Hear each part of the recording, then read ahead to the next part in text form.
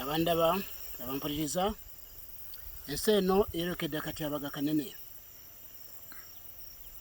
Bategeeza nti Uganda eggwanga lino badde nkyogera lunye nti eggwanga lino Uganda Katonda yalironda yaliyita eyo mu 1948 Uganda Katonda yagiyita Katonda asobole kujesigamyako enkyukakyuka y'ensi eby'omwoyo eno nsi efune emirembe.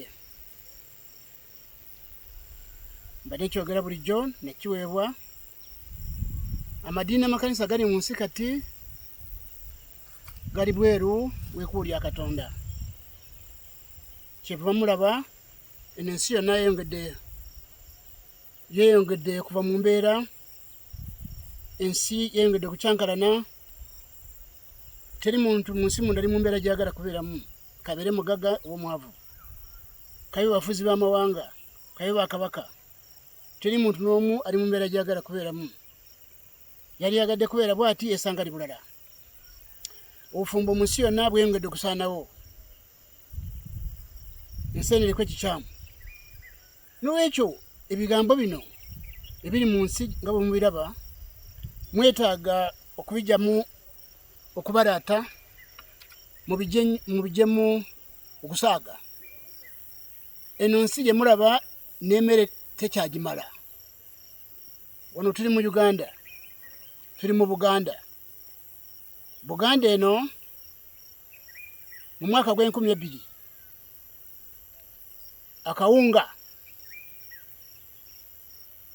wekava mu maduuka nigakirira mu byalo bya Buganda nefuuka emmere y'Abaganda. Akawunga okutuusa mu mwaka gw'2000 Abaganda baali tebamanyi nti nakawunga mmere. Eno saawa nakawunga tekakyamala. Ebyali ebibanja bifuuse buwugiro. Kyokka mulowooza birala, mulowooza kukyusa zi gavumenti, mulowooza byabufuzi, byonna byeyongera bizibu ku nsi. Mbategeeza kati enkyukakyuka y'ensi eby'omwoyo oba kye bayita revival y'ekkanisa Katonda gy'aleeta. Bwe mutawulira bye mbategeeza ng'omuwandiisi yakiweebwa, mbadde mpandiika emyaka mingi, emyaka 36, nga ntegeeza mu mawanga gonna, okuyita mu posita ebiwandiiko byange bidde bitambula mu mawanga mangi, mu kontinenti zonna, mu Bulaaya, mu Amerika, mu Asia, mu Australia, mu mawanga ga Afrika mangi, nga ntegeeza nti ensi eno mu katyabaga enjiri ya Yesu Kristo ku nsi teriiko. Gano madiini amakanisa ge mulaba gali mu nsi kati g'abantu abeenonyeza ssente kyokka, naye enjiri yennyini ya Yesu Kristo ku nsi teriiko.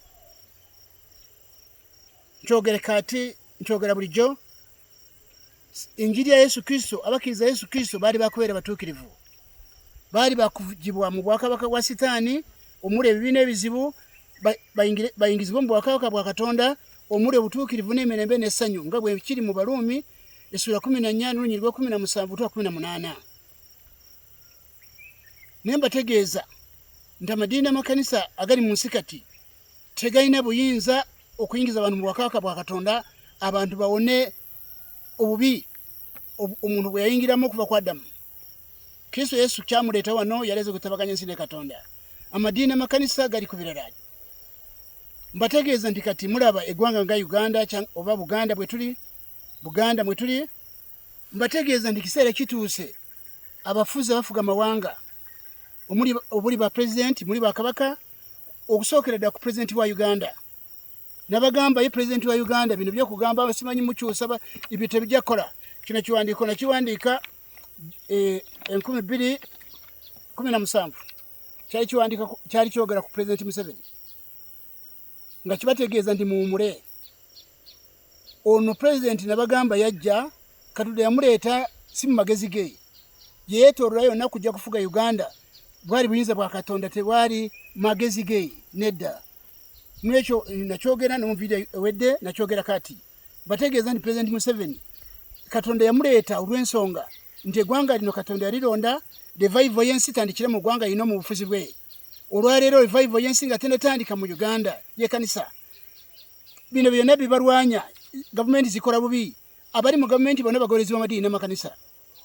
ananenyezebwa oba madini n'amakanisa tegaliwo gukyusa abantu ababi kufuuka balungi ababbi balekeyo abali b'enguzi balekeyo amadini n'amakanisa gali mu nsi kati mulimu gwagwo ki mbategeeza basebo ne banyabo ekizibu we munoonyeza eddagala si we liri ekizibu ky'ensi eno kiri mu nzikiriza tekiri mu zigavumenti kubanga abantu bali mu gavumenti bonna bagoliza amadini n'amakanisa amadini n'amakanisa galinawo ki kubanga mbategeeza kuva ku LC1 mu Uganda gutuuka ku president bonna bagoliza amadini n'amakanisa amadini n'amakanisa obanga tegaliwo gukyusa abantu babi kubafuula abalungi omugaso gwagwo ki muvunaana gavumenti zikola bubi kubanga enzikiriza z'enfu entalo zonna zemulaba ziri mawanga ekizibu kiri ku nzikiriza amawanga gomulaga Russia zino Ukraine zino zikongo wa Rwanda wa Burundi zino Uganda zonna bagoliza abasinga bonje bagoliza amadini n'amakanisa bali badde bafana nga bwe bali emyaka 12 giyise Yesu Kristo ngaze ku nsi ensi bwe yalifaananye temulaba bwefaanana eno nsi yalibadde mata eno nsi yalibadde abantu balungi yabaffe singa amadini gano singa okukyama tekwajja singa Yesu Kristo teyajja abantu bali mu nsi ne bawona enako eno eri mu nsi naye mbategeeza nti amadini n'amakanisa amakyamu gakyama bano basumba ne banadini bali mu nsi kati bantu beenoonyeza byakufuna nabo tebamanyi kyakukola kubanga nabo tebabirinako mirembe mbategeeza entalo ziri mu nsi zonna zivudde ku kizibe kiri mu nzikiriza munoonyeza eddagala wetali mulekyo mbategeeza basaba ne banyabo nti kati mulaba nga bategeeza Buganda olwaleero Buganda bwotuna eggwanga abantu amadini bwe galeetera bakabaka amadini bwe galeetera bakabaka amadini bagakkiriza naye ate ne bagamba bakkiriza Yesu bakkiriza Katonda naye ate ne basigaza amasabo mu bwakabaka bwabwe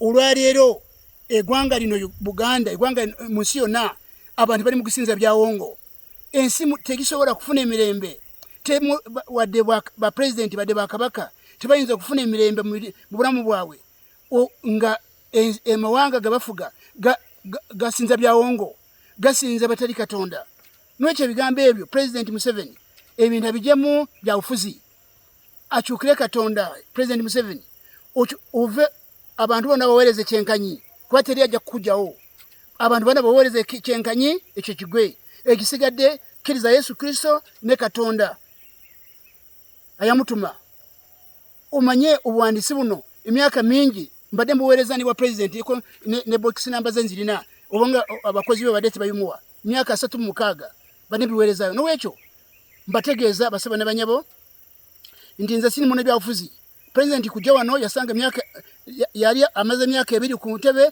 obunabbi buno obuwandiisi buno ne buka nintandika kuwandiika buwandiiko ne bitandika kutambula mu nsi si buwandiise leero emyaka 36 Museveni yaleeta ne kubugumya ntebe obunabbi Yesu Katonda abuleeta ku nsi yalina ensonga lwaki abuleeta ku Museveni n'ekyo Museveni president kyukira Katonda va ku byakusinza byosanze va ku byakusanga ufukamira bino ufukamira biri umusanga wa abantu bonna baweereze genda ku Katonda ne Yesu Kristo kwobolemera ebirabyo nabyo naba Katonda byo basinza toyifukamira abwakabaka bakabaka basi kubanga bategeeza ndi bakabaka singa bategeera Katonda nga bwategeera kutegeerwa ensi zali badde n'emirembe ne bano ba president tebandize bategeeza nti obwakabaka bwonna mu nsi buve mu bintu bino bulali butegeeza be batwala bave mu kusinza byawongo ebyawongo bive mu mawanga bive mu Buganda ensi tesobola kufuna mirembe temusobola kufuna tulo ng'ensi eri mu kusinza byawongo tegenze eri Katonda mujja gubere muwandiisi mutegere kyokola mwebale nnyo mweberedera